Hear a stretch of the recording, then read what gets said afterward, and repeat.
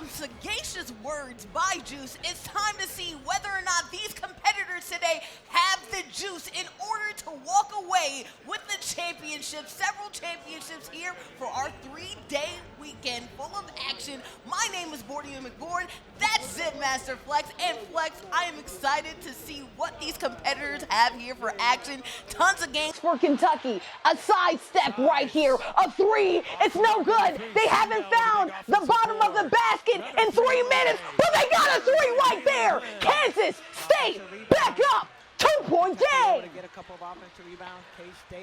Kansas State right here in the den, in the Wildcats den. What are they going to do? LaDeja gives it to Georgia Amore. Georgia Amore, she doesn't lose the ball. That's great. That's fantastic. Clara Strap back to the basket. Oh, that's big woman on big woman action. Clara Strap can't get it done. Oh, my God, what's going to happen? Only a couple seconds left to go in the Kentucky versus Kansas State game. Kansas for three. Pondexter got it! Got it! Pondexter got it! Pondexter! Kansas State! Back up! Thor's in the building! Raises glasses up high! Pondexter gets it done! Woo! Going on throughout the season.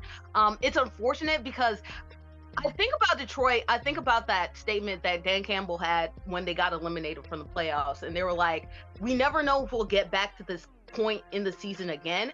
And unfortunately for the Lions, however hot they started off, unfortunately all the injuries that they've acquired throughout the last couple weeks of the season, the middle of the season particularly, it's just been hard on them.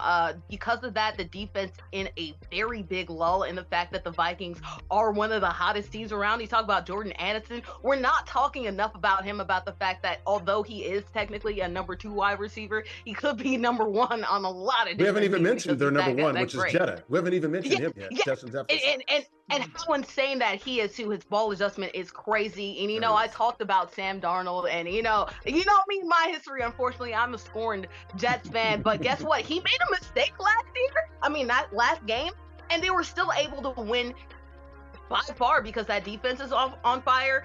Sam Darnold is still on fire, even with a couple mistakes that he makes. Give me the Vikings, man. It's all the Vikings right now. Skull is feeling live.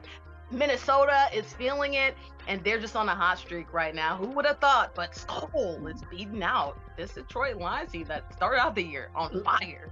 So I just want to make it clear for the record, period, that women's basketball players, once you start to get to the collegiate level, most of the players that they're playing against, the scout players, are male basketball players, yes. right? And that bigger, faster, stronger. Mm-hmm. Yes, and that continues all the way through the professionals, right? Cam Brink's problem is bringing in random people from the street and not necessarily vetting what their history is. And not only that, too, people talking about what they would do or the opportunity that they would have to talk or to play with Cameron Brink. And honestly, most of it was just sexual harassment or assault, just disguised in different ways.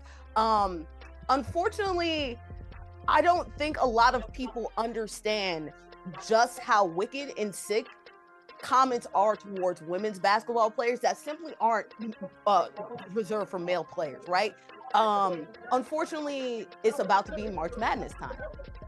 A little factoid about March Madness is that everybody receives hate, but the hate that women get is 3 times more than their male counterparts, right? And across all sports in the NCAA, women's sports get particularly more hate, and also amplify that with harassment due to their gender, due to their sex, and also things like women, whether you feel like they deserve to play sports, or whether you feel like they should be platformed, or how you would sexualize them, and on and on and on and on. Unfortunately, there's a lot of things unique to women's athletes that male counterparts don't. So if you're on the surface and you're male and you're hearing about this, you're like, hey, play with guys, it don't matter. Like, what are you talking about? People can make jokes. No, the jokes, quote unquote, that women get are extremely terrible. Over the line, vile and over the line. Yes. I've seen people say, like, under professional, like, not college players, talking about they want to Jeffrey Dahmer a player. Like, it's that serious when it comes to women's sports. Out of line. We don't need that. Harassment. We don't need that. So I understand why Cameron Brink has that and reserves that. It's things that you can't joke about, unfortunately, because for all the people who are making lighthearted things, there are probably 3 times as many people who are being seriously concerning and threatening towards them as well. It's something I've researched a lot, and it needs to be talked about more. And you're absolutely correct with that. Nabash, your thoughts here, jump in.